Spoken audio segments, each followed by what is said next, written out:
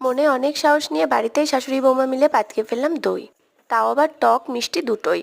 প্রথমে একটা পাত্রে দুধটা জ্বালিয়ে অর্ধেক করে নিয়েছি, তারপরে একটা পাত্রে চিনি দিয়ে ভালো করে ক্যারামেলাইজ করে অল্প অল্প করে দুধটা কিন্তু মিক্স করে দিয়ে দিয়েছি। ক্যারামেলাইজ করলে কিন্তু দইয়ের কালারটা সুন্দর হয়। তারপরে আরও একটুখানি চিনি লাগবে বলে চিনি দিয়ে দিলাম, আর যে বীজ দইটা সেই দইটা ভালো করে ফেটিয়ে নিয়ে পাত্রে ভালো করে মিক্স করে নিলাম যাতে বসাবো। এবার সেই দুধের মিশ্রণটা দিয়ে আরও 1 চামচ দই দিয়ে কিন্তু ভালো করে ফেটিয়ে নিতে হবে।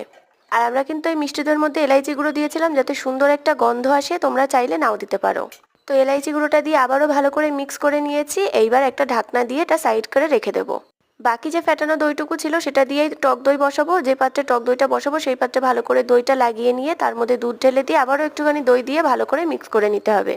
আর টক দইটা কিন্তু ইজিলি সুন্দরভাবে বসে গেছিলো, কিন্তু মিষ্টি দইটা করতে গিয়ে একটু স্ট্রাগল হয়েছিল। দেখো এখানে টক দইটা কি সুন্দর সেট হয়ে গেছে মাত্র 5 থেকে 6 ঘন্টার মধ্যেই।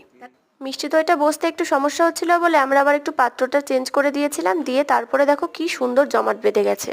চিনি ক্যারামেলাইজ করার জন্য কালারটা তো অসাধারণ এসেছে, পুরো নবদ্বীপের দই মনে হচ্ছে।